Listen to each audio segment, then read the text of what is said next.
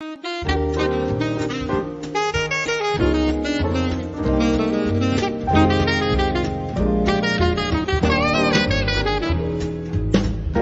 Portugal, there's a YouTube show full of fun facts you need to know. Carl rings the bell and the members show to the GuMPer morning show. Featured guests will come and they will blow your mind. The audience will do so in kind. The little vanity mixed with some insanity on the morning show with GuMPer.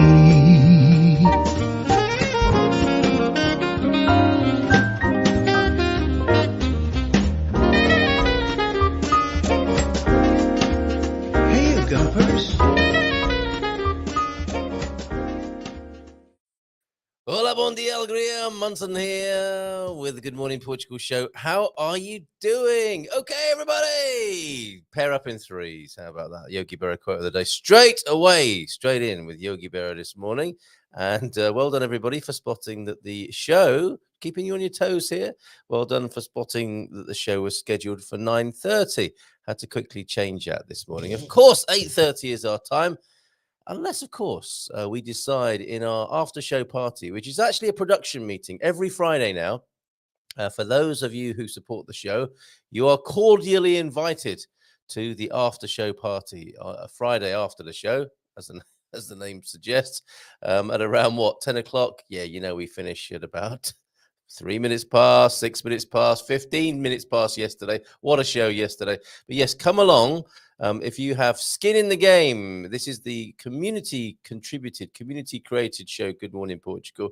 And we want to hear what you've got to say about the show. So it's a special privilege for those who help chip in to the show, not just in cash terms with money, but people who give their time. And many people do give their time very, very happily and very gratefully received by me in creating the show into what it is each day. Takes this. I was going to say it takes a lot of work. It does in a way, but what I'm trying to say is it's wonderful how much work people bring together and contribute and focus it here into the Good Morning Portugal show. And I'm so grateful to everybody in all sorts of ways that you can't necessarily see. Some ways you can see, of course, but a lot of ways you can't see. And this great big community effort that is the GuMPers at Good Morning Portugal. So thank you to each and every one of you, and especially this morning, muito obrigado, hashtag muito obrigado to Gene Helms and James Holly. Yes, him.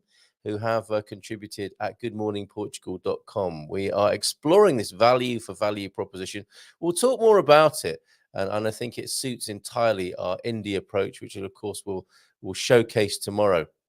Indie Portugal Thursday, where Katia Lima will be joining us. But we are seeking to create a new model of how people look after each other, how businesses are supported, especially useful, I think, in Portugal, especially with what João Oliveira from Mushmore was saying yesterday, who many of you, I think, will be glad to know will be joining us in a monthly residency. So what we're doing on a Tuesday, Troubleshoot Tuesday here in Portugal, all over and broadcasting all over the world, of course, on YouTube and Facebook. We will have the Departure Lounge starting at 9 and lasting for an hour. We will invite guests. And you guess what McGowan, what Mama Bear's gone and done? She's invited Stephen Jenkinson to speak with us at Good Morning Portugal. And his people have spoken to our person, M, and they're open to Stephen Jenkinson having a chat with us. We'll probably do that as a special in the evening. He's a remarkable man and truly a great speaker when it comes to the matter of death and dying, which we'll look at on a monthly basis in the Departure Lounge with M. McGowan. Also on a Tuesday morning, we'll push João Oliveira to I think what will be the third Tuesday of the month for a sustainability hour, a whole hour. We didn't get enough time to talk to him yesterday. Two great guests yesterday, M and João. They both need an hour each. They may bring on their own guests as well, which is quite a nice feature format that we're looking at here. We'll have our residents like M, like João now, like Katia Lima tomorrow. And then in that hour, we'll bring on other guests as well. And those lovely folks, along with me, will co-host another interview. The people who aren't the residents, but people who are fascinating to speak to, who are appropriate to the theme of the day. The theme of the day today, of course, is Ask Anything About Portugal Wednesday. It is an institution here in this part of Europe. Ask Anything About Portugal Wednesday, where we talk about everything from the British fry-up, the full English, to what's going on in the Portugal news with Douglas Hughes today. Michael Heron, of course, trying to seek out the perfect English breakfast. I've got a video that has been sent in to, was it Raquel? I do beg your pardon. We have a full English breakfast video to show you. No sooner did you ask, Michael, then Raquel sent in a lovely video of a English breakfast she made. So I'm going to share that with you. And guess what? Guess who else is here this morning? Do you want to give me a thumbs up if you're ready to join me? Guest in Studio B. She is. Let's have a bit of this.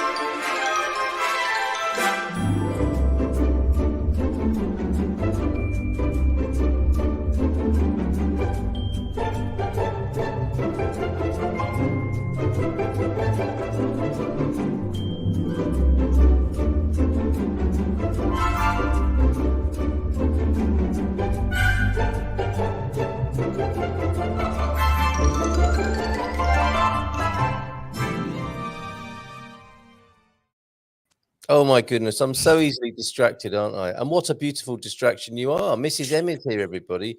What is it now? Is it something else I don't tell people? Oh my goodness. First of all, you haven't sorted out that intro. That's awful. I must have a better intro. Complaints are beginning already. I was just talking about how this is community contributed, community created show. You know what the best thing to do is, don't you, with that intro if you want it different? Oh, what, put it out to the community? Well, that's a do good it myself. idea. Do it myself. Yes, okay. You know where it is. You know where it is in Canva. Okay. Special shout outs this one. Look at this. Got some great news, love. Maybe now isn't the best time. The kids can eat. I can't see the full thing.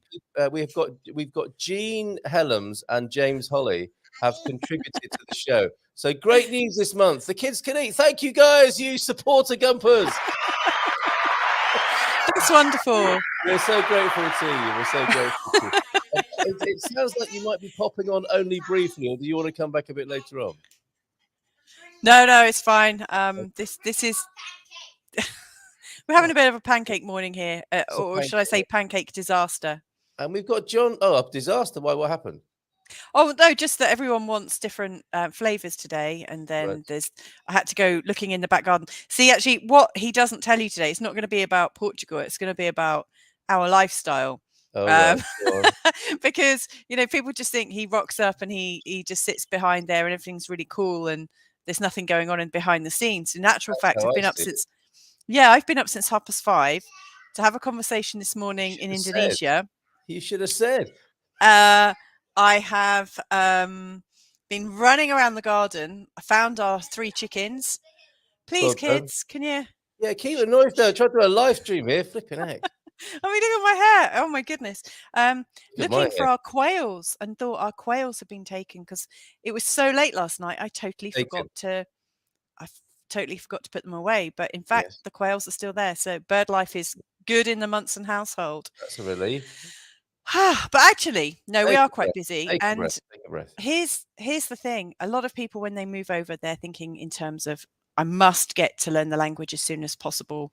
That's the big thing, And then there are, so there's a lot of the expats we see on the show are people who are retiring and maybe have slightly more time to address language with. And then there are families that are moving over that are trying to pick up their usual pace and also needing to work and also trying to fit that in. And it's not necessarily easy. And so what I wanted to share really is that we've got the luxury of having a 3-year-old who was born over here, and we've been reminded of the ways that children learn language. And of course, when people come over, they're trying to learn language as adults, but not as children. And the way children learn is they listen. Apparently, you're born with an understanding of all of the potential phonics around the world. All the different sounds are pre-programmed in the human brain. Like software. Just like software. Like an iPhone, when you get a new iPhone and you can just, is there a button on kids where you could just press the button, you get the right language? Well, yeah, kind of. But by the time they're 1, they Yeah. have learnt which sounds belong to their language and which sounds to ignore. So by the time they're 1, they've switched off to lots of different potential sounds and activated on certain ones. Yeah. And what we've noticed in the time we were here, after about 2 or 3 years, we felt that we understood the sounds, and also the patterns that they go in, and also the rhythm of the language. And what we've noticed with our boy, like our youngest, is that he's been learning language first by picking up the sounds and then getting right with the rhythm. And so my advice to all of you that are moving out here is give yourself time to listen to the sounds. You know, you can learn things rationally. Yes, you can go to college and this, that, and the other. But actually, your first mission when you get here, apart from getting all the legal things sorted out, is to go and sit in a cafe or a restaurant or a park and just listen as much as you can. Radio and TV. Yeah. Yeah, absolutely. But I think it's much better in real life, because in real life you pick up the rhythm, the natural patterns, and in particular you get the natural rhythm of the region that you're in, which is really important. I'm learning Portuguese with this amazing Portuguese teacher in the north. And so when she's teaching me, I'm picking up more of a northern accent rather than the one of this region. But she's so good. I absolutely love working with her. So yes, I had we did say we were going to talk more about learning the language. I've got a few ideas as well. Very important to say hello to people in the street. And the other day I was with the kids and we were going into town to their favorite sweet shop. And well, it's they're so lucky to have a choice, aren't they? Yes, and our local bakery that happens to be a fantastic sweet shop as well. And on the way there, I said hello to an elderly lady, Olá, boa tarde, and she came back to me and was making a fuss of the kids, who she actually embraced and kissed at one point during our conversation.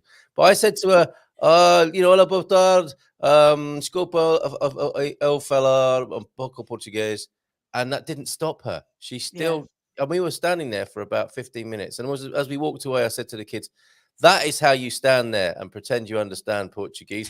But this bad habits. But that's what you're saying, though. Expose yourself to the language, right? And I was on heightened alert, and I was, as James is saying here, listening, watching, letting it wash over me. She was fine about it. I mean, I would have heard what I said. I only speak a little bit of Portuguese, but I could tell she was telling me about the history of being born in the house, of and of making gestures of life's ups and downs. It was full on 10 minutes, it felt like, of her speaking at me. But I think it's great to be in those sort of situations, isn't it? As you're saying, immersion. And you're right. Like, watching is also important, because you can see, well, not only are you picking up what's going on with their mouth as they're talking, but also how they're talking with their hands, because we all have different body language, with our hands. Yes, and that's super important. Yeah. And if you could just at least sort of mirror some of this, or the breathing and the way people move, that goes such a long way. And I think that's why people seem to understand you even when you're not really speaking their language, because you're a really good mimic. Yes, it shows that the body language, actually, only a part of it is the language itself, isn't it? And I think, there are expats here who have neighbours who they just gesture to and have very elementary conversations. But so much is said as well in that, isn't it? So much is said, and I think that's something to bear in mind. Is that if you don't feel like you're making much progress, you probably are making much more progress than you realise. James is saying here, sometimes I mostly understand a Portuguese conversation. Yeah, here we go. Without understanding a word or very few words, just by watching and listening. And it's great. Watch and listen. Definitely immerse. Don't get too disappointed. Don't let yourself get put off.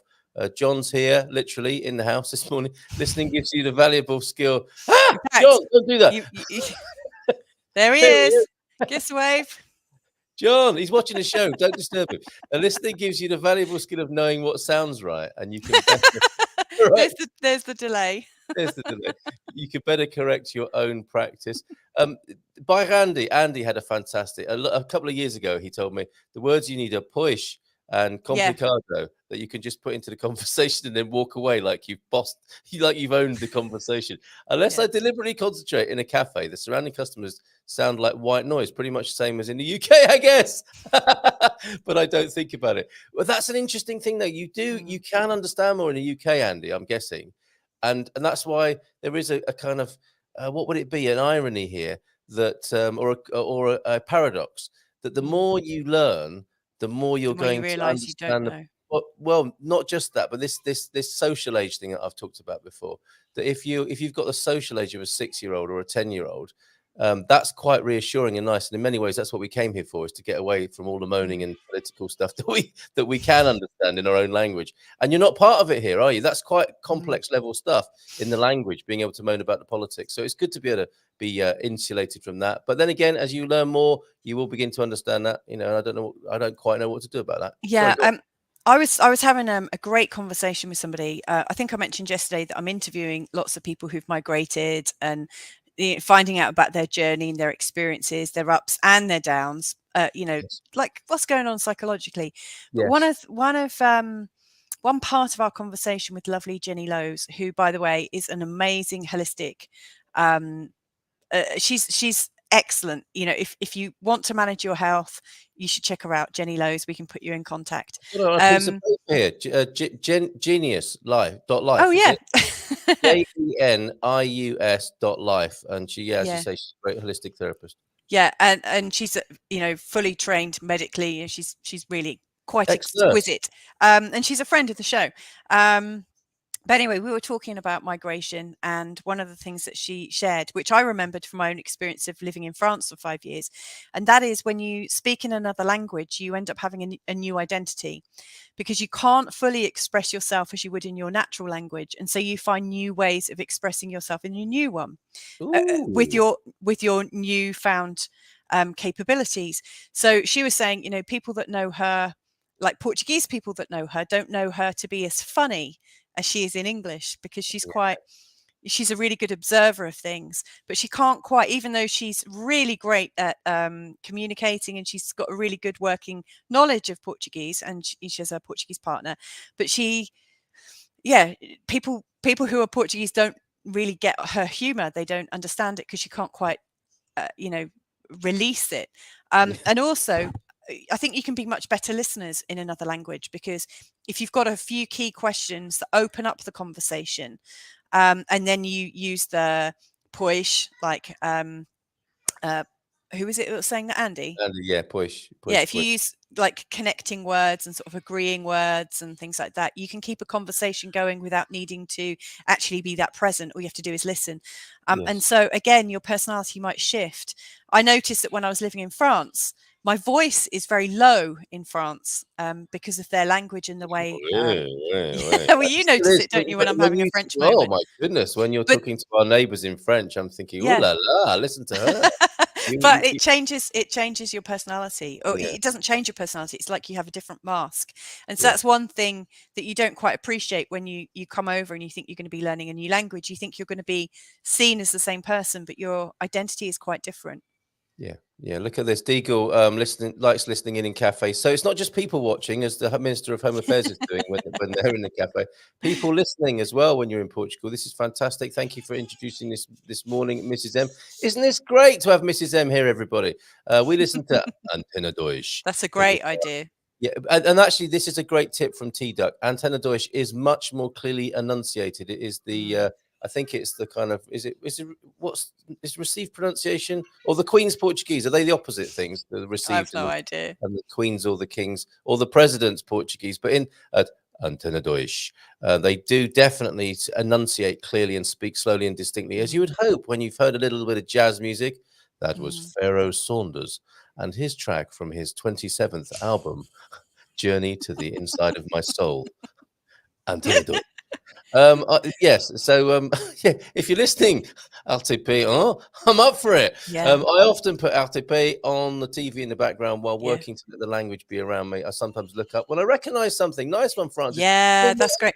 And for people that have got kids, I mean, this is the easy peasy one, and that's just to go to the kids' channels and listen, because obviously the language is so basic in those in those kids programs, you learn a lot of things very quickly, though you Canal do learn it Thunder! with a bit of Yes! you Canal do learn it Thunder! with a bit of an over optimistic voice. But Yes, you do. Fige. There are times when I want to say something in Portuguese, says James, and I put it together. Sometimes doesn't sound right to me, but I know it's not completely right. But he's having a go. I just know, but I don't know why. Why, oh, why? yeah, Bringing that same thoughtfulness to his everyday conversations as he does on a Monday. Really lovely neighbour here, says Fiona. Morning, Fiona. yeah, She morning. launches into long conversations with me when she's hanging out her washing. One day I hope to grasp what she's talking about. Excuse me. Meantime, lots of smiling, nodding, and saying "sim, pois, certo, mesmo" seems to make her happy. Doesn't help that she has few teeth. Look, the honourable thing to do is lose your own teeth, and then you can be on the same level. She's very tricky to pick out any words in that instance with that going on. Getting good at talking about the weather, though. Yes, indeed. That's great. Muito calor, muito calor. Mm. Very good, Fiona. Thank you very much. That's a great tip. Kind comments there. Fiona noticed the kids this morning. Morning, lovely family. And Alyssa Palmore is here. Beautiful friend. Hey, Thank Alyssa. you very much for that. Lee's in as well this morning, as is Brian, as is Jess. Hello, everyone. I love Jess's comment. I listen to Portugal radio in the car. I recognise many words, but rarely can understand anything. But it's reassuring nonetheless, isn't it? It is like being a child and having those sounds in the background. I think it's reassuring. Going back to like how kids learn, by the time they're 2 or 3, they start to pick out that a couple of words will go together, and other words will go together, and so it does start piecing together naturally anyway. So just keep at it. Okay, John and Pam. Well, John's here. Pam's overseas, but maybe tuned in. Oh no, she'll be asleep, won't she? Of course, we don't want to put her through that. John has a pronunciation or funny language trick, as he puts it. Maybe he'll jump on a little bit later and share that with us. Bob's in as well. Fully agree, John and Pam. Khailia is a challenge. Bon dia all from Bob. We've got your video to come as well. Play all your vids. Juice of an arm just came in like you do to me sometimes with a cup in the background there. We will play all your videos today. We've got Juice of the Day coming from Owen with his own contribution. He's made his own jingle. Please, if you're thinking, fantastic! I would like to do a feature. I'd like. Is that a dig at me? Is that a dig at me? You know that I shouldn't complain about your. You shouldn't complain. Your intro for me. Yes, we do not bring our children up to complain. We empower them by saying, you do it. So there you go. Take your own medicine, Mrs. M. So let me get this straight. We are advocating eavesdropping on private conversations in public places. Definitely, yeah. Yes. Well done. But I have time. But I have to say it all the time. I am told I still don't have it right. And that will continue. Don't be put off by that, anybody. That will continue. Just think how long you're using the analogy of children learning the language. It takes a long time for a child to get competent in the language. Yeah, but guess what? Like the child doesn't even realize it's learning. That's the big thing. They have no idea that they're learning. It's just a natural process. And like our 3-year-old is actually a little bit uncomfortable with not knowing as much. Yes, I mean he's getting really quite angry and frustrated with himself at times because we can all talk so fast and he can't, and he's only now at 3 got conscious of it. But he does have his own tactics, and I'm not recommending. Yeah, he's super smart. He had a really good kind of mic drop moment yesterday when he couldn't keep up in the conversation. He just turned to me and John and said, "I pooped." And me and with his hands on his hips. With his hands on his hips. And you know, that was a 3-year-old controlling the conversation, and he did it very well. I'm not suggesting anyone does that at the local market. Cafe. No. Yeah, or in a cafe. Please do not try that, expats. But he was able to manage the conversation with 2 grown men who should have known better, because we did laugh quite a bit as well. I think people think it's hard to learn because they think it's hard. How about that, NLP expert? I totally agree. And you know what, Carpe Diem? I didn't go to any antenatal classes because I knew if I went to antenatal classes, I'd be told giving birth is painful, it's going to go wrong, you're going to need pain relief and all this stuff. And so I just decided and made myself a hypnotherapy tape or CD or track, which is now actually on Insight Timer. It's had thousands of very nicely done there. Nicely well, it's free. It's not like I'm plugging anything, you know. But yeah, if you have the belief that things are going to be easier, Yes. They normally are much easier. And I've given birth naturally twice, and then had a tiny bit of pain relief when I had a labour induced. And Philomena's saying, yeah, she agrees. We'll come back to Philomena because I've got a great photo of Philomena, who of course joins us on Friday. If you want to go to antenatal classes, please do. Yeah. You don't. I'm need not to, I don't say don't have medical treatment, by because the way. That's what I'm that saying. woman. I saw that woman on a Good Morning Portugal show. She said that childbirth wasn't painful. You don't need pain relief, and it's not going to be a problem. No, I didn't say that. I said No, my but own experience. I had a natural experience. I did hear you, but this again, we're talking about language and what meanings people make, not just what the words they say, but the meanings they come to. So do your birth as you wish to, as clearly Mrs. M did. Yes. One last thing I wanted to share with you. There was a researcher into language called, I think his name was Albert Morabian or Morabia. I'll find out the actual facts tomorrow if you like. But I mean, because this is like something I remembered from about 10 years ago, 15 years ago when I was delivering communication training. Basically, if you look at the different parts of language, like you would probably think getting the words right is the most important part, but you've got the sound, you've got the body language, and you've got the words making up the whole communication. And I think only 8% of it is of the actual meaning comes from the exact words. The rest of it is your intonation and your body language, because people pick up so much more.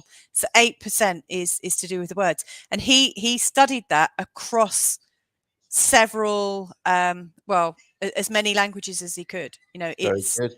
So for those of you who know that you're kind of saying it but not getting it right, just don't worry, because if you're getting the body language and the sound right, then that goes a long way, because people pick up on your intention. And sure, that won't fly when you're in a corporate setting, or in a government building trying to get something, but you'll be building your confidence if you just go with it and have the right sound and body language in your everyday world, in cafes, restaurants and stuff. The more you build your confidence, the easier things get. And we might be getting hung up on the wrong things. Yeah, totally. Okay, that happens when you're grown up, so less so than it does with kids, of course. Damn, says Terry, I was focusing on, because that's the easy thing to do, though, isn't it? I've been doing my vocab, or I've been conjugating my verbs. I don't think this is the way to do it, and this is what I wanted to add as well. Want to improve your Portuguese? Just spend 12 days in hospital. No, not necessarily. Maybe as a porter, or on the supply side rather than on the demand side. We don't wish anyone ill health, and we're delighted to see that PT is successfully back at hospital and may speak to us about that experience. You'll learn all kinds of new words, facts indeed, how to shout out nurse when you need to. I mean, what PT Country Bears really said there is like real life experience when there's no other alternatives. I mean, that's what I'm hearing. When you're forced into something and you're in a new situation, then the learning comes really quickly. Exactly. And this is what I was saying with John yesterday. Spare a thought for the immigrants who come to a country and are just, economic migrants all around the world, can't speak the language. They're in a kitchen, for example, or a building site. They learn the language, don't they? Us fussy expats. So, I'm doing a few words and a bit of conjugation, and I think I might go to a weekend intensive. We're so spoiled and so lucky, aren't we, to have that privilege rather than being chucked right in there and having to learn it. So what I'm suggesting is maybe we should have residentials where we work with Portuguese people. We eat together. I was going to say we sleep together. You know what I mean? We're not sleep together. Relationships is a great way to actually that's learn a bit the language, extreme, isn't it? It's finding a sex partner to get your language sorted out. I think there are times when Mrs. M goes a little bit too far, and that's what I was afraid of here. And she's gone there this morning. Go on. Sorry, you said sex. I didn't. I just meant to say when we were sleeping with each other that we were on a retreat, sleeping under the same roof, not necessarily biblically sleeping with each other. But if we were one question I've got, and this like came up in my conversation with Jenny yesterday, is like the expectation of children to learn a language fluently, like if you put them in at school or into an activity and they're completely immersed, that they will become fluent. But and she was talking in terms of her sons, and you can listen to this when we release the interview, by the way, and that will be coming up next month. her sons, even though they are fluent speakers, they still don't feel like they're Portuguese. But when adults move to this country, they're expected to get A1 and A2, which is nowhere near fluent. And so there's a very big double standards for children and adults when they move to Portugal and probably other countries. The expectation that children must learn something fluently is very different to if you come and live here as an adult, we just expect you to have a basic understanding. So I think there's also a piece needed about knowing how to feel at home in a place, even if you're not fluent in a language. And I think that's a skill set that you can learn. Very good. Very good. So just a few thoughts there. Thank you very much. Stay with me as we welcome Dougie. This is a great input from Pete. Morning, Pete. Pronunciation. And do you pronounce pronunciation like as pronunciation or pronunciation? Especially regionally, makes a huge difference, as does making an effort. Making an effort. This is the key takeaway, isn't it? Making an effort. All very well learning your vocab and your conjugation, but get out there. Making an effort is very different to getting everything right. And I think making an effort does go a really long way. Yes, back to our love lives again. You want to earn the respect of the people around you. Yes, Pete, that is the way to do it, isn't it? Is to make mistakes and not be so self-conscious. And I mean, let's face it, I think Portuguese people are very kind and forgiving as well. They're not going to scoff at you like a French person might. I mean, not all French people, don't get me wrong, but most. I've been scoffed at a lot. Most. Virtually all of my Portuguese profanity has been learned from watching Netflix in English with Portuguese subtitles. Well done, good man. I think picking up on the swearing culture is also worth doing for sure. Yes. Well, you've got a Northern Portugal teacher. It will just be in there, won't it? Every other word when you're getting it wrong should be swearing. Yeah, that's unfair. She's great. Okay. Philomena is here. I said I'd share a picture of Philomena who joined us on Friday. Philomena, what is going on in this picture here? That is Philomena on the right there. What's happening? You can explain on Friday. Looking like Mario there, possibly. I don't know. And just one other thing, Mrs. M, before we get Dougie on. Look, can you GuMPers be careful what search terms you use? GuMPers fart. What is that? Letting down the side. I'm optimizing my videos, and this comes up as a suggestion. So could you stop that? Really immature, really silly. We want things like Life in Portugal YouTube, not GuMPers fart. What is that? Grow up, you lot. Okay. Do you want to say hello to Dougie? Let's bring Dougie. Yeah, I'd like to say hello, but then I've got to shoot off. There he is. Hey, Dougie. Talking of great enunciators, here he is from Wales this morning. My microphone fainted. Did it? Yes, it did. It went, whoa. Yes. Good morning, everybody. Good morning, Carl. Good morning, Mrs. M. Good to see you. I don't think you two have spoken directly on the screen before. So no, I haven't. It's very nice to meet you. And you too. Very much so. Where are you today? Portugal news writer Douglas Hughes. Well, I'm back at home in grim old rainy, windy Wales at the moment. So for the Prince of Wales, well, he's not anymore, is he? Yeah. So I'm back in Wales. Okay, very good. And yeah, how is that for you that the Prince is now the King? Does that make a big difference as a Welshman? Absolutely none.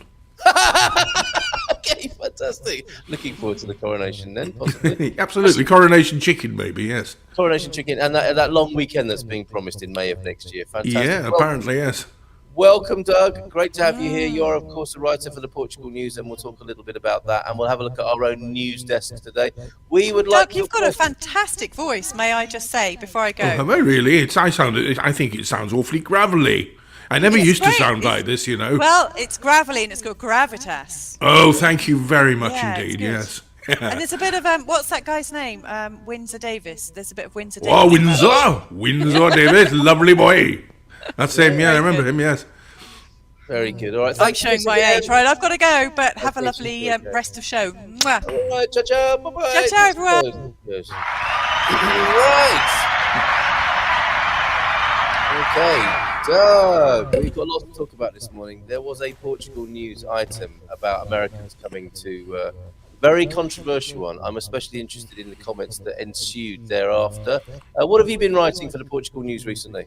Oh, crumbs! All sorts. I would imagine. I've done a few motoring articles. I've done a few political articles.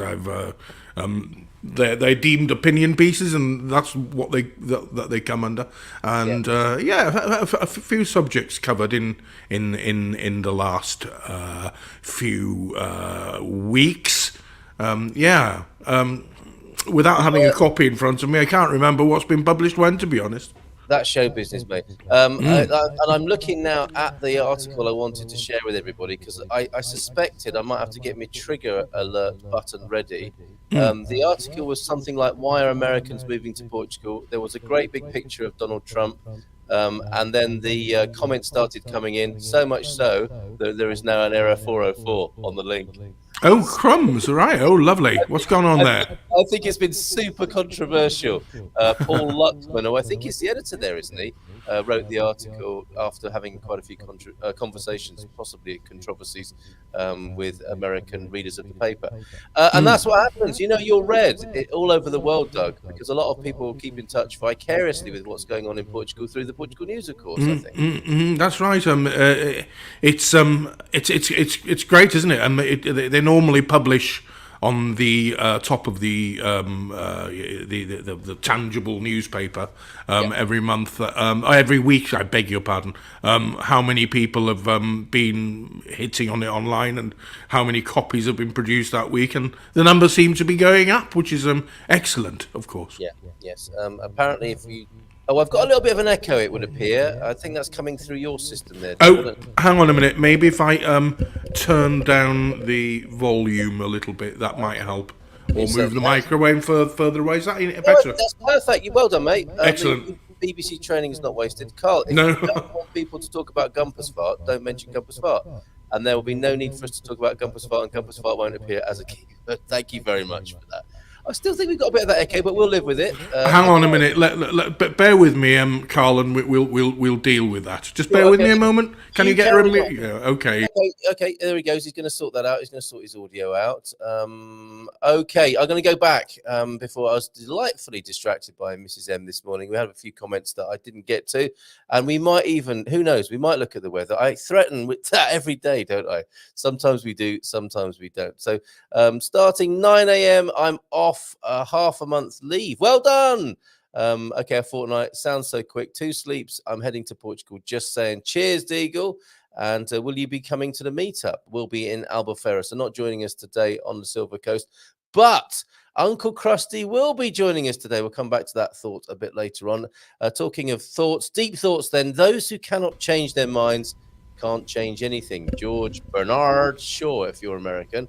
How about that, Doug? Deep thought of the day. Is this any better, by the way? Is the echo gone now? Yeah, it's perfect. Well done, mate. Brilliant. Thank you for that. A Bon di Alegria GuMPers from T-Duck from earlier on. And I think we had a 3-duck rating from him so far. Have we cracked that code yet? I think he's got a spring in his step, in his webbed feet. It's Silver Coast Meetup Day. See you later. And we will be doing some live streaming from the meetup. It's always great fun to talk to people with that lovely view of the bay behind us or in front of us and have a chat about anything you want to know about Portugal, which is what we're doing today. Ask anything about Portugal with Portugal news writer Doug Hughes. Anything you want to know, ask it in the chat and we will do our best to help you. George Bernard Shaw then, those who cannot change their minds cannot change anything. George Bernard Shaw, Irish playwright, critic, polemicist, that's a good word, isn't it? And political activist. Portuguese saying of the day, bit of a tongue twister this morning. What's your Portuguese like, Doug? We've been talking about this with Mrs. M, of course. How many times have you been to Portugal? Countless times, right? Oh yeah, countless times. Well, I used to, but in the early days, I used to think, well, I'll learn a little bit, and then I used to go on these various apps and things that you can get your hands on. And, well, I thought I'd learned a little bit, and then you sit in a cafe, and all these local people are talking amongst each other, and it all sort of morphs into one great big line, and then, of course, you think, well, I haven't learned much at all, really. So, yeah, you learn it word by word rather than sentence by sentence, don't you? That's the thing. That's true. That's a good observation. But you do have a go, presumably. Of course, yeah. Oh, absolutely. I always, when they used to teach us French at school, And I used to wonder, why on earth are they teaching us French? Because I have absolutely no intention of going to France, really, for any life choice apart from passing through to other places. And then I thought, well, if ever I go to France, as long as I've learnt the two important words, beer or coffee and chips, I'll survive. You know, it's so you have. Yeah, yeah. Superb. Okay, so the Portuguese saying then, I don't know if you want. Do you want to have a go at this, or would you prefer me to? Oh gosh, no, I think you'd better do that one. I thought you might say that. Okay, or we could do maybe rock paper scissors to see who says yeah, this. no, bomb. No means bomb means good. And I don't no idea what that's all. Não há bom que não possa ser melhor animal que não. Oh, it is a tongue twister. I'll start that again. Não há bom que não possa ser melhor animal que não possa piorar. There is no something good about a man and not doing something. Well, yes, as in there is no good that can't be better, nor bad that can't get worse. I don't know if that's, is that possibly a reflection on learning Portuguese? There is no. Yeah, I think it is actually. Yes. Well, I think that is true, isn't it? Because you're by getting involved, by making an effort, as we've been talking about this morning, that's how it's going to get better. And if you stagnate and you don't make an effort, it will get worse. So that's absolutely spot on this morning. Thank you very much for that, T-Duck. I'm just trying to put something on the screen. Portugal news writer and Portugal lover. It's okay to call you that, isn't it? Douglas Hughes. Ask anything about Portugal. Just finishing this off so that we can have that on the screen, and so you're invited to ask any questions you like. Dougie, how long have you been coming to Portugal? Oh, over 10 years. Absolutely, yeah. Over 10 years now. Actually, you were asking me what articles I've written. I've just submitted one about my 10 years of visiting Portugal. So it'll be yeah. So okay, it's bad form, isn't it, for me to ask you what's in the article because it's submitted and it's first dibs on that for the Portugal news. But the article is about you maybe comparing and contrasting life 10 years ago to how it is now in Portugal, which must have changed quite a bit. In some ways, but it very much depends where you visit in Portugal. If you go to Alentejo or certain parts of the Algarve, which aren't commercialised as much, which there's not much of it left now, there isn't, I don't suppose. Some things haven't changed drastically at all, and other things have, of course, yeah. Yes, okay. Let's take care of ourselves. Growing old disgracefully, I think we're both into that, Doug. And we've got Coach Turner's God Score tip of the day. And we've got a juice of the day. You mentioned coffee and beer. We're going to add juice to that holy trinity so that we can go all disgracefully. God Score tip of the day then. We looked at lunges yesterday. And I hope some of you didn't just look, but also gave it a go if you're able to do so. Here's a variation. Lunge forward, then rotate the shoulders left and right before... Okay, this adds core and balance work. Have fun with that. Thank you very much. And yes, my mistake there, 9:30. I believe Ian's a fellow Welshie, isn't he? He does have some Welsh roots, it's true. I believe so, yeah. I tried to go to the Welsh bar last night here in San Martino de Porto. When you come, let's go see Tudor, who runs Tudor? Tudor. Is he a Welsh speaker or...? He's got a lovely Welsh accent. Oh, I imagine he can. Rock South Wales probably if he's got a Welsh accent. Yeah, yeah, but it's full of rugby union, paraphernalia in the cafe there, and he's a great host. So it's a very strange thing. I mean, like Portugal, I guess Wales is only a tiny country, but the disparities between the north and the south, and the cultural disparities, and what people are interested in both those sections of the country are vastly different. Yes, so true. We don't do an awful lot of rugby here up in the north, really. No, that's right. Absolutely right, mate.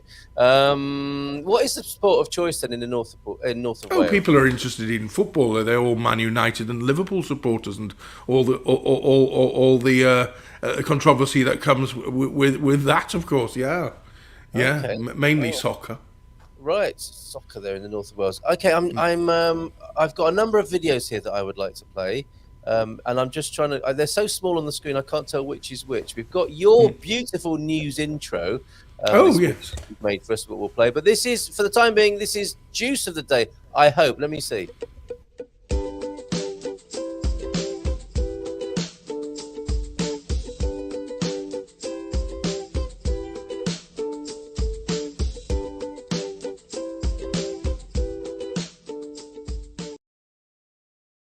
How about that? It is community contributed. He's made his own intro jingle vingle there, and we have a juice of the day for you. So let me show you the pictures. This is carrot and coconut juice, brain food, he's calling it in brackets here.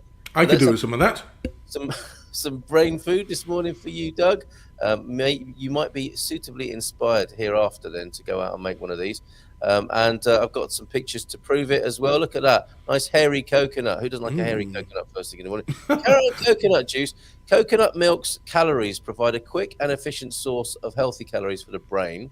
It also helps for lowering blood pressure and keeping blood vessels flexible, elastic, and free from plaque buildup, and also helps to repair broken down tissues and grow back even stronger the muscles after exercising. This sounds good, doesn't it?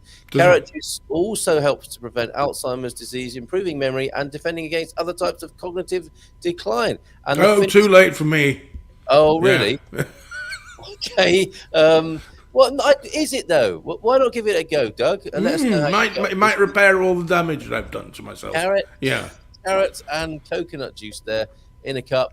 Thank you very much for that, Owen. Fantastic, nice new jingle intro that you've made for yourself. Really appreciate that. I wonder if he gathers his own coconuts from those tall trees in the background. Does he climb them? Okay. Here to answer the questions, but also ask them of you, Owen.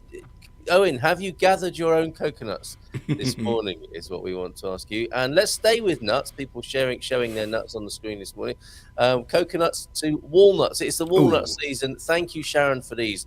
At the moment in Portugal, it is walnut season. And I love walnuts. And have you had them in Portugal fresh from the tree like that, Doug? I have to confess that the answer to that is no. No, I haven't. So good. It's really great when that happens. And Sharon, quite new to gardening in Portugal, and proudly shared these on our gardening Q&A. I suppose chestnuts will be a thing in Portugal right now. Absolutely right. Yes. And on that matter, let's give you a bit of Portuguese culture. Not that one, although whilst that's on the screen, coming soon, details of a workshop of making traditional bread in the stone oven. You may have bought a property that has a stone oven. Keep an eye for the next post. Workshops will be fun, relaxed. It's a morning workshop, whether you are an amateur or just wishing to learn something new. The session will be done step by step in all the stages of making traditional bread in a stone oven. Teresa and Jacqueline, and that you can find at Viva na Costa da Prata, of course, living on the Silver Coast. Jacqueline Branco, our friend who pops in from time to time. This was the actual screenshot I wanted to show you. You talked about incoming cup of coffee. That's nice. With regard. Look, you mentioned chestnuts, and it reminded me here. I posted. Oh, thank you. I posted up a picture of the interior scene. So many wonderful churches here in Portugal, right? There are. This is San Martinho de Porto Church. Wow. And what's that called? The altar piece, the altar mural, fresco. I'm not sure, but this is the grand altar in the church here at San Martinho de Porto. And I put a question out myself on Instagram, as it turns out here. Christian friends, experts, teachers, what are your favorite renditions of the great Bible stories, and what's going on here, I was asking. Elena, thank you so much for this. This looks like St. Martin, San Martinho, of course, here in San Martinho de Porto. Legend has it, he saw a poor man on a stormy day. This is a great story for our times, isn't it? Something to remember. He felt so sorry, he decided to cut his cape in half. He gave half to the poor man. As he went away, the rain stopped, the clouds parted, and the day got brighter again. In Portuguese, that's called Verão de São Martinho, St. Martin's summer. St. Martin's Day is November the 11th, so that's coming up. Make a date for your diary. Portuguese tradition is to celebrate with chestnuts. So there you go, chestnuts and wine. We're in. We certainly are. I love that. If you're lucky enough to have a bright day, it's also tradition to have a bonfire outside and roast your nuts. In that, this image would make sense in a place like San Martinho de Porto.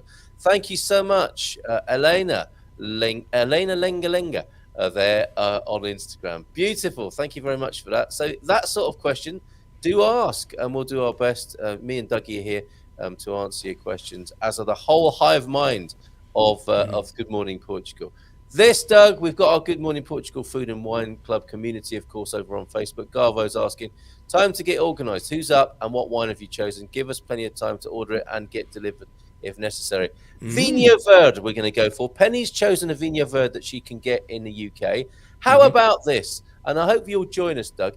If everyone we could just go for a genre of wine, couldn't we? A type of wine.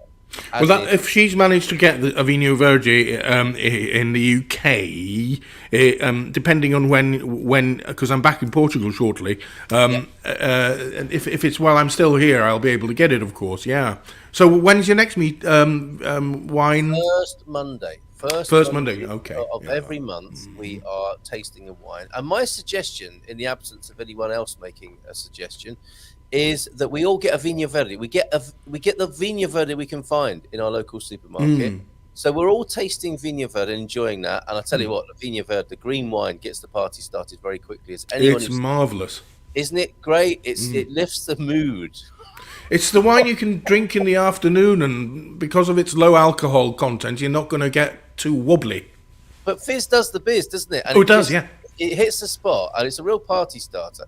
So that's what I'm going to suggest. If everybody gets a Vinho Verde, let's not get too hung up on the particular brand.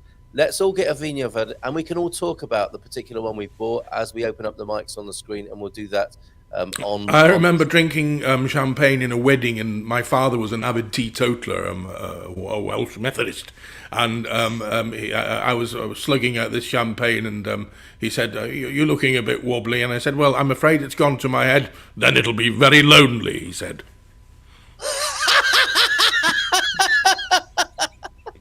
That is superb. It'll be very lonely. It's gone to my head. Antonio is here. Alvarinho is his suggestion. Oh, Antonio, will you join us on the first? We'll do it at 9 o'clock. I think it's. Well, we can debate that. What's the best time to do it? 8 or 9. But we'll post that up. It will be a Vinho Verde evening. But we might not have Pete. Not a fan of Vinho Verde, especially with so many amazing red wines and a bumper harvest this year. Even though you're not a fan, well, you make an exception, Pete, and join us for that. And it's the most noble white grape variety in Portugal, the Alvarinho. So I think that's a good choice, isn't it? So let's do that. Pete's saying our Chestnut Festival is next month, folks, up in Fundal. We have the Bean Festival this week. So Pete will be flicking beans all over the place up there. Mushroom the week after. Oh, it's non-stop. Chestnuts next month. Beans, mushrooms. Now, isn't mushroom gugamelos? Gugamelos, exactly. Well done. Yeah, gugamelos. And then parsnips. Oh, a parsnip festival. That brings us back to GuMPer farts, doesn't it? I think that people have been searching for. So maybe that's the connection then. I hope the parsnip festival is an outdoor open-air festival, don't you? Especially a few hours into it. And then you bring the Brussels sprouts in and we're in big trouble. The big guns. Big guns. Oh, the heavy artillery, as we call it. Yeah. Superb. Okay, thanks, guys. Got to make sure of these things. I don't know what that's referring to. We're information rich this morning here on the Good Morning Portugal. Certainly, your father was a bit harsh there, I think. Oh, I think so. But he was a very harsh man. Was generally. He? Oh, absolutely. Now, how did it go for him to be a Welsh Methodist? Presumably he eschewed dancing, because we know what dancing leads to. Absolutely. And certainly drinking, as you said there. What was it like for him to have a son that danced and drank? How did you? It was a nightmare for him, and even worse for me. Yeah, because he used to be like a bit of a bloodhound and a detective. And he said, "Have you been drinking?" I said, "Of course not, Dad. I haven't had it." And he used to go, "I don't think that's true." Yeah. Oh, yeah. May God have mercy on your soul. Yes, yeah. He was dead against booze, and so was my grandfather. Yes. It's strange. But you've changed all of that. I've changed. I think the genome of the Hughes family is gradually morphing into the present day. Yeah. Think of all that tax revenue as well. That article was accurate, and it represented a subset of Americans. A fair number of us are dissatisfied with our country, and a smaller subset of that subset thinks leaving is the answer. It's true. And there were some interesting comments, weren't there, PT Country Bear, on that. Maybe it's a good thing that we didn't read that this morning.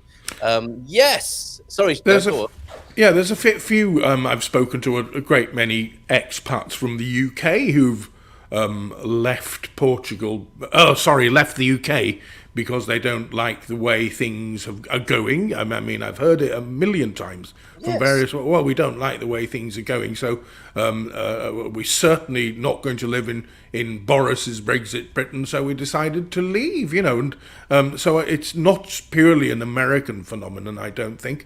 Maybe UK people certainly moved to different parts of Europe because they don't want to live in UK anymore because of various things best known to themselves, really. I think Mrs. M's going to have something to say on this as she really delves deep into the whole migration psychology. What I'd add to that, Doug, and what somebody said in the moments we were allowed to read the article and see the comments, I imagine it is a real trigger alert thing when people talk about when Americans talk about American politics. I think it can soon get very emotional and difficult. And the same for the Brits at the moment, I'm sure. But if it's your only motivation to be leaving, I would say that perhaps could be balanced with what you're coming to, as well as what you're putting behind you. Because once you put it behind you, what then is your motivation? It's difficult to create a life out of leaving something, isn't it? Yeah. And it may be a very useful and a motivation that you'll look back on with gratitude. But I think it's quite important to embrace something positive to hang your hat on in the new life, rather than just be escaping from something. I mean, one of the expats I know quite well, living in the Algarve, he used to plan his trips around Portugal. His itinerary was to visit places that just would be most likely not to have any Brits in them. So he was determined not to bump into what he'd left behind in England, and but unfortunately, it was a very difficult ask. I mean, there was we were constantly bumping into English, Scottish, and Welsh people, and Irish, of course, all the time. And what you think about, you bring about, right? So if you do come to the new place and you want to put certain things and people behind you, and you keep thinking about them still, you haven't really put them behind you. No, and you may well meet those people. And they might be on the other side of the political spectrum. So it might be some, as well as leaving, maybe some other life skills like tolerance, which you'll get some good practice and some good examples over here in Portugal with that. What do you think about that, everybody? Let us know. Do you fancy cutting a liner this morning, Doug? Cutting a liner? Yeah, would Doug mind cutting us a liner? Broadcasting live from the Silver Coast, here's your host, Carl Munson. If you say that now, I can just lift it out of the show. And while we're about it, if you would like Doug to say anything else this morning, we can also lift that out of the show. That might be a way of contributing to the show. If you'd like Doug to say, and a very good happy birthday to my dear mother-in-law. You make me sound Southern Welsh. Okay, sorry. Jew. Okay, sorry. I'll leave you to the Welsh then. I won't. But if you've got any requests and we can make those for you, there's another nice little possible contribution stream there. Any requests for Doug? Would you do this one for us, Doug? Of course I will. Okay. Try that. Are you just What's that?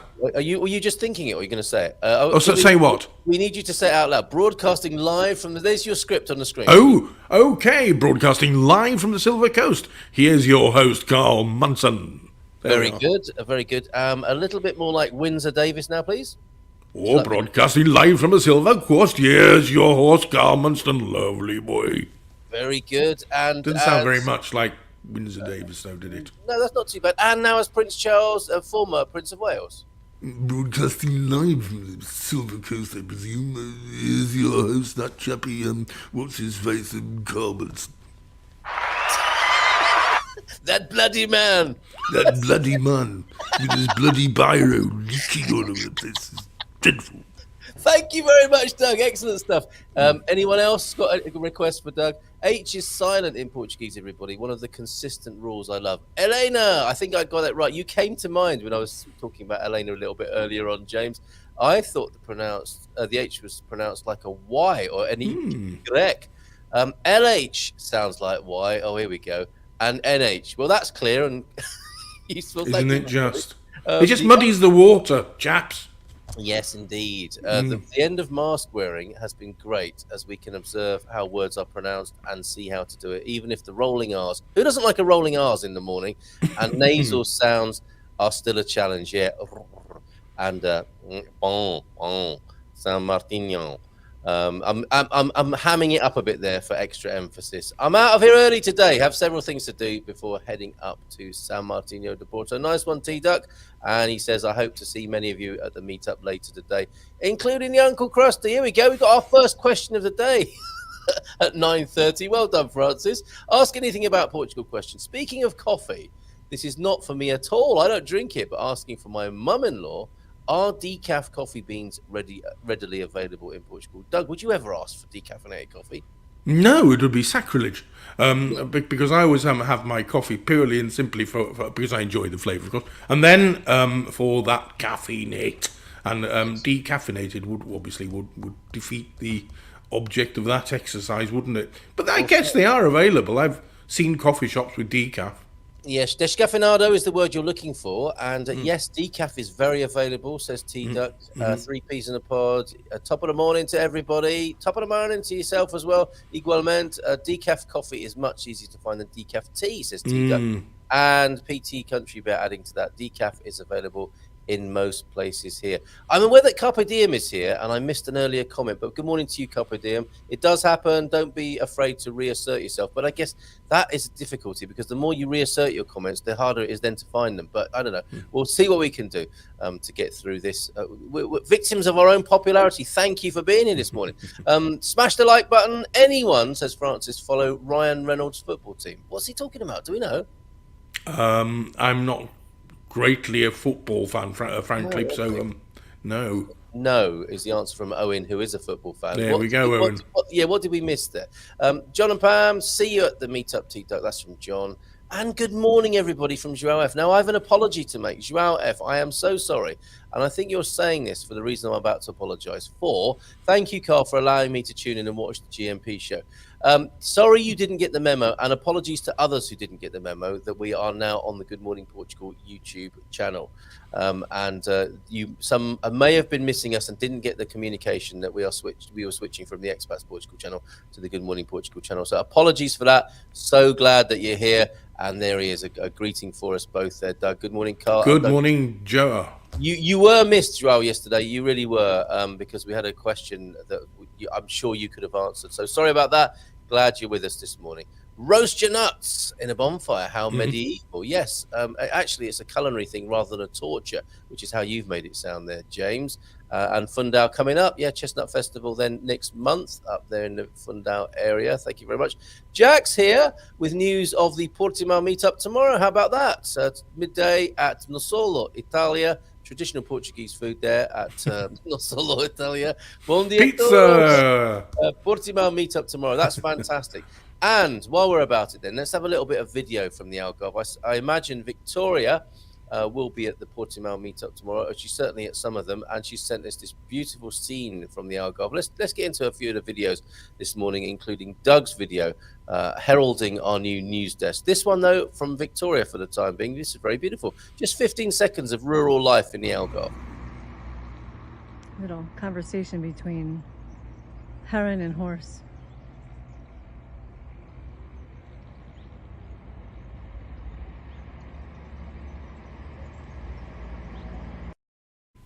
Isn't that beautiful? I wonder what I'm going to play that again, and we want captions, please. Okay, I think that might be an egret. I'm not sure, but the white heron-like bird is possibly an egret talking to an old nag in the field there. What are they saying to each other? Little conversation between heron and horse.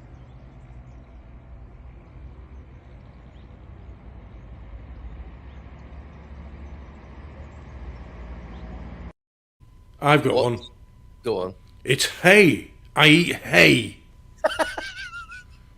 It's a good start. Okay, thank you, Doug, for that. Let's bring your banner up onto the screen. Ask anything about Portugal Wednesday with Douglas Hughes, Portugal news writer, prolific he is over there. Another thing you might see in the Algarve. Thank you very much, Raquel, for this.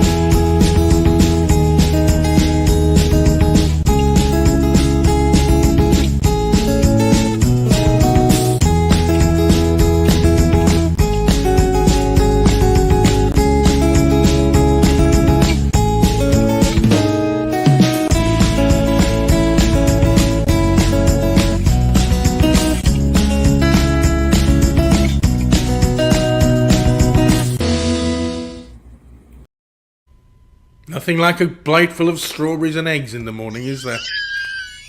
Raquel, I think that's fusion. I think we're talking about fusion there, aren't we? Raquel, what were those strawberries doing on a full English? It's we've insulted possibly the King of England with Dougie's impersonation, right? Well, I certainly don't have them together. It's pudding. Yeah. But not anything like the upset we might have caused by showing a video of a full English breakfast featuring strawberries. Is it a Wimbledon reference, I wonder? It could be, yeah. We may well come back to that. So we're looking for captions of what the heron was saying to the horse and also what strawberries are doing on a full English breakfast. That is wild, Raquel. Thank you very much for that. A few more comments then before we play the big reveal, and probably we'll do a 2-minute taster as well from Dougie this morning. We have meetup. Don't forget the meetup tomorrow then in Portimao at Nosolo midday. A few of the GuMPers will be there. I think the Bean Festival is more of a concern for men of our age. What's he talking about there? What you're not after going to the Bean Festival and then coughing a bit too vigorously on the way home? I don't know. Doug, with houses not selling, with the kamikaze economics, it may be too late to leave the sunken wreck that is the UK now. I think Pete's gloating a bit there. He could be, couldn't he? I mean, yeah. I mean, houses not selling. It depends with what part of the country you were in. They're certainly selling around here where I live in North Wales. They may be not selling quite as swiftly as they were because during and after the pandemic, people decided, well, they didn't want to live in big towns and cities anymore. So they were crowding into these rural spots, and that trend hasn't ceased yet. Indeed. And what I saw that the pound had plummeted again overnight. Has it really? The Bank of England stepped in to help it rally again. It's been a tricky few weeks, Doug. What's it like on the ground there? I haven't been in the UK for all of that time. I've been following it from a distance like yourselves. But it's obviously a massive concern. Of course, the lower the pound goes, the more expensive our imports are, and so that actually compounds the inflationary pressures that the economy is facing. Those kamikaze economics that Pete was talking about. Yeah, I mean, I don't know what to say about the kamikaze. I mean, Boris and the other guy, I can't remember the name of the fellow, but he wasn't actually doing a great deal at all. He was just letting it all fester. I mean, yes. I think these guys are trying something different. So far, it's not. It seems to have. Well, I mean, the world economy isn't in a healthy place. There are things that are happening in the UK that are probably worse than other places, but generally speaking, the global economy isn't in a great place, is it? So true. And he didn't have the former incumbent didn't have a name as good as Kamikaze, did he? Oh, that's part of it as well. So maybe just suffice to say then, currently the British UK economy is, but also a reflection of the world economy as well. Yeah. Tomorrow night we're talking to Paul Correa actually about wealth management, and we always like to have a chat with Paul about the state of things in terms of monetary policy around the world. So we'll have a little bit of chat about that. You can sign up for that webinar at Expats Portugal, of course, and we'll talk to Paul tomorrow night. I always look forward to talking to Paul. More meetup news then coming in. Bon dia, GuMPers. Do you know what? I'm going to do this after I've played Dougie's intro for the new news feature. All of these meetups should be going on the new GuMPer news desk. So let me just set that up right. Thank you, Doug. As we've been saying this morning, thank you so much for making this for us. You make your 2-minute tasters, and we've got one of those that we'll play today as well. This is the community contributed, community curated, community created show. Please keep sending your pictures in. Keep putting your comments and your questions in the chat. Please get involved. This is our show. GuMPer's here, co-creating this together. This is a beautiful video that Dougie has made for us.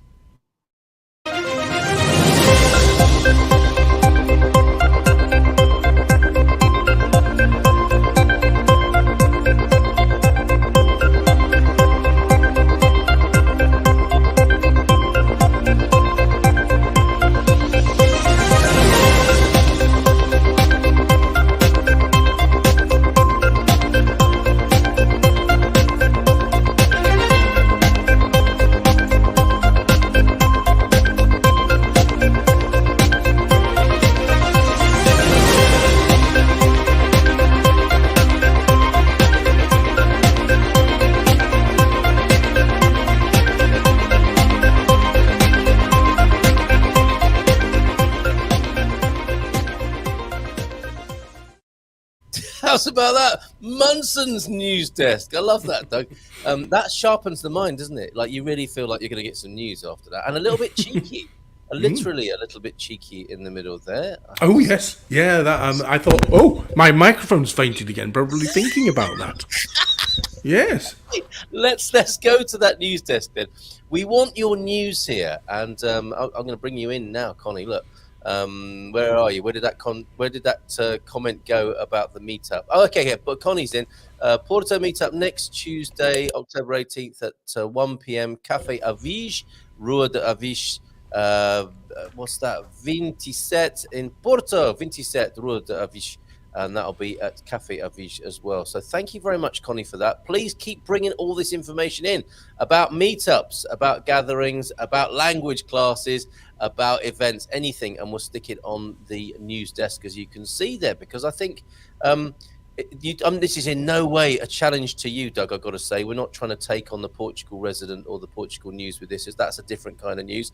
Our angle here is on community news and cheerful news and independent news, as you can see there. And we've got a lot of our own news at the moment, as you can see, addressing death and dying. We had Mama Bear Em McGowan on yesterday, and she's going to be a resident.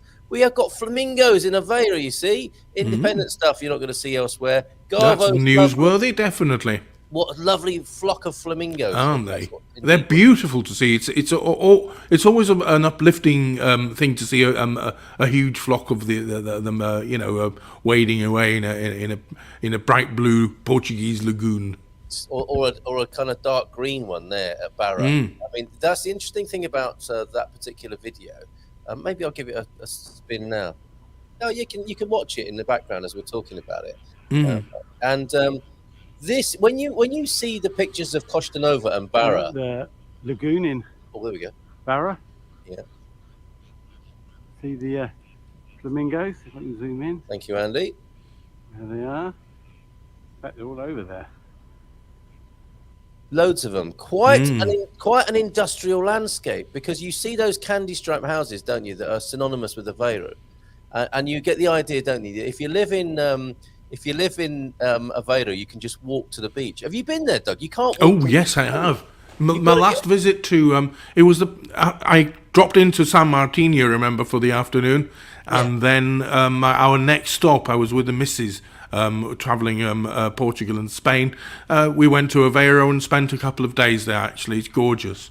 But you can't just walk to the beach from the town, can you? Barra, no, it's quite a distance. Yes. Yes, it is. And it's also quite industrial until you get to the candy stripe prettiness of Aveiro is a much bigger town than I actually thought it was going to be. Yeah, it's a fabulous place, but it's not quite as you might imagine. They call it the Venice of Portugal, as we've said before. I think it was Jerry who said this. There is no sign in Venice calling it the Aveiro of Italy. It's not quite as you might imagine it, and you need to get a bus or drive out to the beach there. And as you can see, those pretty flamingos that I think are pink because of the amount of crustaceans they eat. Is that right? They get the prawn pigment. I believe so. It's something to do with what they actually eat. Yeah. Well, there they are, set against an industrial landscape, which is a little bit different to the Obidos Lagoon, where you might also see them here on the Silver Coast. I remember we went to Paynton's. Was it Paynton's or Bristol Zoo, and they'd given them some kind of artificial pigment, and they turned out a bright shade of orange. There you go. Okay. Yes, you can adjust the hue and saturation of flamingos like you can an Instagram image, by the sound of it, if you're an attentive zookeeper. So just to finish then on the GuMPer news desk, please get your news in. Cheerful, independent, and community-based news. And as you can see there, our last look at the GuMPer news desk for this morning, the Bordalo exhibition that I mentioned on Monday. We might have somebody calling in from that show tomorrow. That's a new exhibition, Evolution, by Bordalo II, the grandson of the great Bordalo, as you'll see made reference to in Caldas, of course, where he lived, the creator of Zé Pavinho, his grandson, who made that fantastic Iberian lynx in the Park of Nations there, keeping it in the family, the tradition of great art, and actually art that is a reflection of the times. Both grandson and grandfather did that, and we'll speak to somebody. We might even speak to the artist tomorrow, who may phone in from the exhibition tomorrow, now that they're underway there. We've got another guest to bring on, Doug. I never like to refer to our guests like this, but it's truly another unexpected item in the bagging area. Louisa Tanner Munson. Louisa, Mrs. M, you've changed, I've got to say. Hasn't she just? Hasn't she just? No offense. We might need to do something about that. John, hello. How are you, John? Good. Great to see you in the house. I just had a lovely coffee. Did and you? A tea. A coffee and a tea, and I think you've been eating crepes and pancakes this morning, have you? Oh yes, wonderful peach marmalade pancake. What would our Airbnb review be like, John? If you dare to say 5 stars. 5 stars. Slept like a log last night, midnight to 8. Didn't even wake up once. And we had so much fun, didn't we, yesterday? Just saying, I've pooped to each other. But if you want to talk about that now, maybe. Sounds like you might not. Well, welcome to the welcome to. I can take that little video segment out. That's fantastic, John. Doug, meet John. John, meet Doug. John, how are you? Good. Great. John, you had we've been talking about language. Mrs. M kicked it off this morning. What he doesn't tell you, many things it would appear that it's going to run that feature. But you had a little tip that's come from the north of Portugal, where you've decided to live. Oh yes. Well, tell us more about why you love northern Portugal, and then can we have that language tip thereafter? Set the scene. Where are you going to be? Yeah, I'm going to be up near Ponte Lima, just the town over. And Bob and Viv are my neighbors, and the town is spelled Correlha, so the double R is rolled, and you have the LH, so it's Correlha. But every time I try to say it, they tell me it's wrong. So, but Correlha, something like that. Correlha. Yeah, Correlha. Okay, and so that's a good one for people to get. It's not Correlha, it's Correlha. Correlha. Okay. Yeah. Well, that's your homework today, everybody. This is what people asked for at our last after show party. More on the language, so we're doing it. And there's your tongue twister. There's your Portuguese homework for today. Your heart then is in northern Portugal, part of a phenomenon, I think, yes. John. What is it about the north of Portugal? We've heard from Bob and Viv on this. What's your angle on it? It just sort of touches the part of my soul in terms of the rolling mountains and the forests and the river and the climate. It's quite good. Morning, Owen. Owen's been drawn up north as well. We're trying to find a place for Owen now.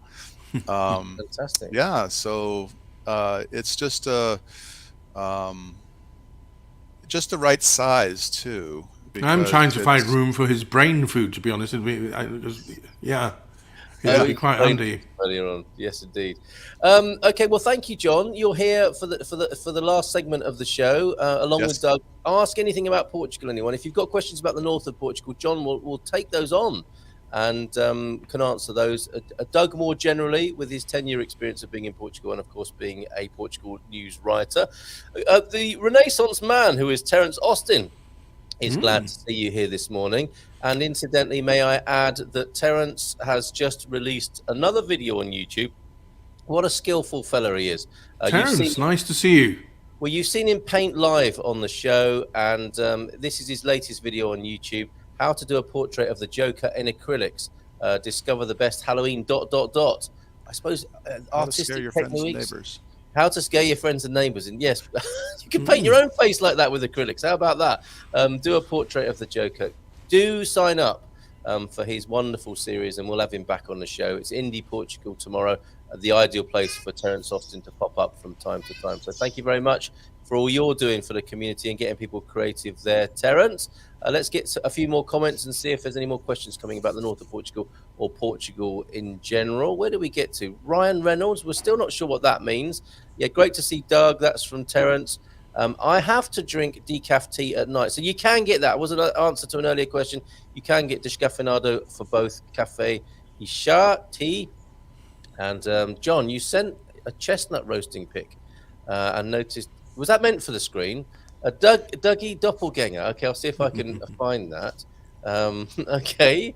My Where was apologies, Dougie. There's nothing I can do about that one. No. All right. I'll bring that to the screen in just a moment. Where was this, though, John? What were you doing? Where did you see? That was Sunday in near the market square in Pontelima. Okay. And yeah, so saw some good roasted chestnuts, and there's Dougie in the back. There's Doug. There's Doug queuing up for some nuts there. And what were they like? They're roasting them in that lovely roaster to the left of the picture there. And this is part of the Sunday market at Pontelima, is it? Yeah. And there seem to be a number of varieties of chestnuts there. It's not just any old bag of chestnuts. You can choose. Yeah, you can take your pick. I don't know if with different chestnuts or different levels of roasting.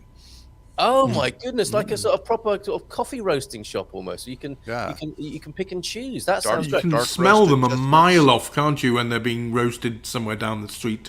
Yeah. Yes. Yeah. It reminds me of my late father, who liked to grab a bag of chestnuts when walking down Oxford Street or Regent Street and chew on those. And that's the Rio Lima in the background, is it, John? That's the Rio Lima back there. Yeah. Amazing. This is something we've lost in the U.S. I know in the UK they still roast chestnuts, but we sing songs about it at Christmas, but no one does it in the U.S. at all. It's too bad. Why is that? Is it too dangerous, or what's? I don't know. It's just an old-fashioned relic from the old country or something.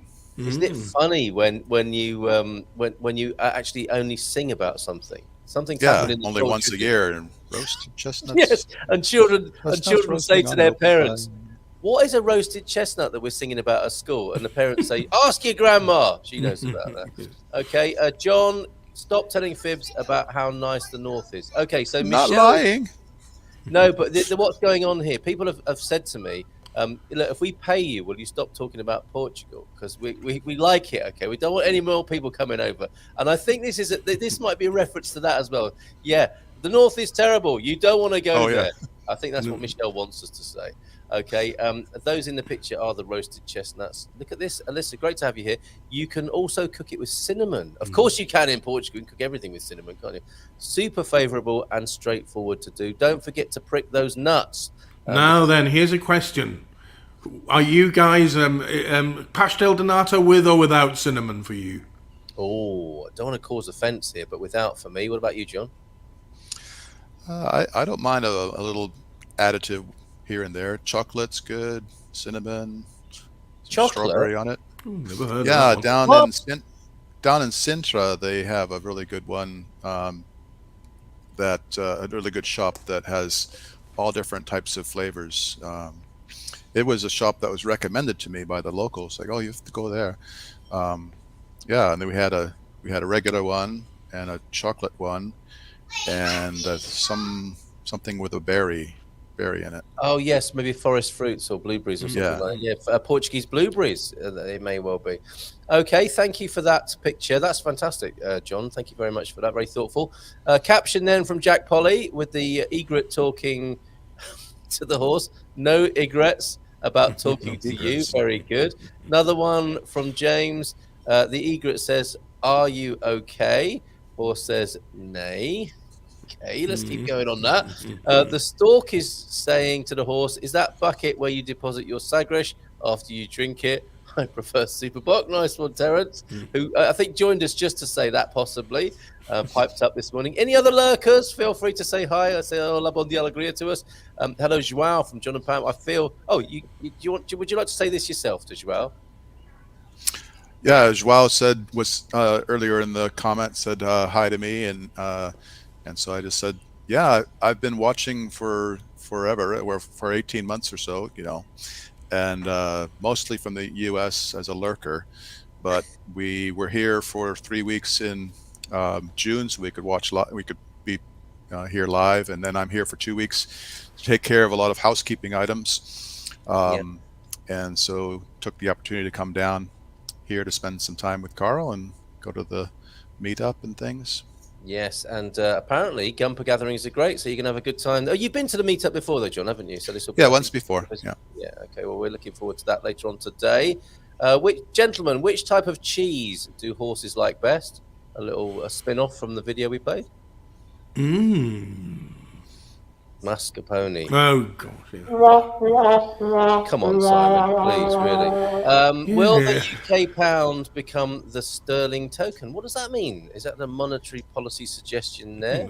Or a dad joke in a way, perhaps? And Pete's responding to that. I think Kwasi is looking to Venezuela as an inspiration. Pete's not at all. Let it go, Pete. Leave it. You're in Portugal now.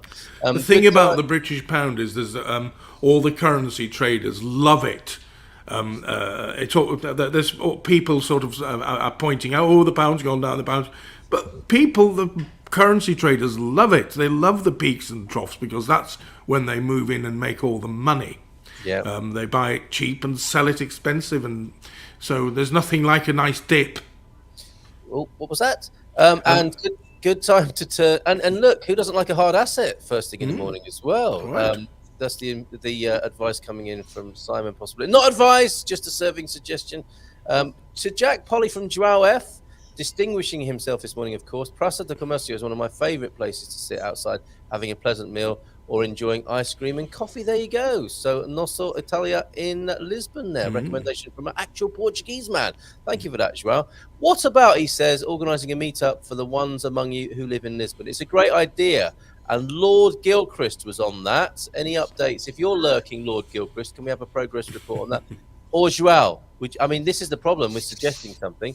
Would you care to volunteer for that, Joao? Thank you. Thank you very much. Round of applause for you. I think you'd be great at that, and it will be a chance for people to brush up their Portuguese with you, Joao, because you are a cunning linguist for sure. What's this? Victoria saying to Doug, bon dia, something for Doug to say, life is better in the Algarve. Do you want to do that, Doug? Oh, yeah, I can do that. Let me just think of how I'm going to approach this. Life is better in the Algarve. There we go. What a pro that? you are. That was fantastic. Is it better in the Algarve? It certainly is when the weather's is in fine fettle, Yes. and there's nowhere better. Right, but you were saying, John, earlier in the chat that it's hard to escape the Brits in the Algarve. Was that your experience down there? It was my experience. Yeah, it'd be a little difficult indeed to find somewhere in the Algarve without some Brits or Germans or. Yeah, even that horse was British in the video we showed earlier on. Absolutely, yes. Yeah. Nipped into Hatton Gardens yesterday, Pete. Not got a lot of stock, lovely people there. He's definitely turning his paper into hard assets if he's gone to Hatton Garden, I suspect. He's made his friends a small fortune. His previous hedge fund employer has risen 1,100% since he became chancellor. What? Looking after his mates? That's outrageous. Politicians wouldn't do that, would they? There we go. It's all very. It's people love to sort of point out, oh, the pound's gone down and this, that, and the other. But that's when all these traders make the money. It's they love it. Yeah, indeed. Bon dia, John and Doug from Alyssa. Great to have you back, Alyssa. Good to see you on the screen with us here. No offense, Raul. Come on, all is well. We love to see your comments twice, especially if they're in Portuguese and teaching us. Love Pontelima says, PT Country Bear, so a validation from where you live with the awful Pontelima, which is what we're supposed to be saying now, John, I think. Is it a person that looks like Doug or a chestnut? How rude. How rude. Yes. Oh, dear Stephen, my dear fellow. And yes, okay, thank you, Alyssa. The roasted chestnut pictures there. Pastéis de nata with cinnamon. Okay, excellent. Yeah. Okay, I'm a without person like Carl. Yeah. Just bring it to me au naturel. Yes, indeed. But you can always get cinnamon if you're in a Portuguese cafe. More prevalent than salt, because I know a lot of the Brits like to add salt, don't they? But you won't find that on the table. But you're more likely to find cinnamon. Going back to Sintra, there, they've got a cake that's pretty unique to Sintra, haven't they? It's a kind of pastel that's Sintra sort of unique. I can't remember what it's called, but it's you can only buy it there. Well, I think that's true, isn't it? Of every part of Portugal, there will be their local cake. I'm not sure what it is in Sintra. It could be the nun's breast or the monk's scrotum or something. They all have names. You can have that one. They all have names like that, though. Look at this. Morning from Pontelima. Yes, the north is terrible. Thank you very much, Susan King, for that. I hope you're having a great time. Some Brits here in the Algarve have become great friends. Well, who knew? They are capable of that, the Brits. They can seem a bit aggressive. on first viewing, but they're all right, really, underneath it all. Morning, Carl Munson. Morning, George. How are you doing? And look at this. No sooner asked than supplied by Alyssa. The Sintra cake is called the Travasero. There you go. Thank you very much, Alyssa. Actually, Joao F telling us as well, planning a trip to Fundao and actually stay in one of the charm hotels that recently appeared in the region. That's fantastic. We're after 10 o'clock. We're going to finish with one of Doug's lovely tasters, 2-minute tasters. More of those to come. You've got those lined up for us for November? Yeah, it'll be when I get back to the Algarve in a few days. I've got some footage already, but I've got to stitch it all together and I'll send you them. And of course, I'll record some more when I'm over there. And a last word from you then, Doug, on Ask Anything About Portugal Wednesday. Thank you for joining us. What would you like to finish with today? Oh, just thank you guys for joining me on screen with Carl and I mean Mrs. M and John, of course. And thanks for all the lovely comments, and hope to see you again very soon. And go steady on the beans and parsnips. What about you, Absolutely. John? Last words, I'll just say, miss you, Pam. Wish you were here. Oh, that's lovely. Yes, lots of love to you, Pam, and who will probably see this later on today. Thank you, John, for joining us. Thank you, Doug, for joining us. Let's finish with a 2-minute taster today from Doug. Thank you for doing these, Doug. We look forward to more of them. So ciao for now, and maybe see you at the Silver Coast meetup. Bye for now. Ciao.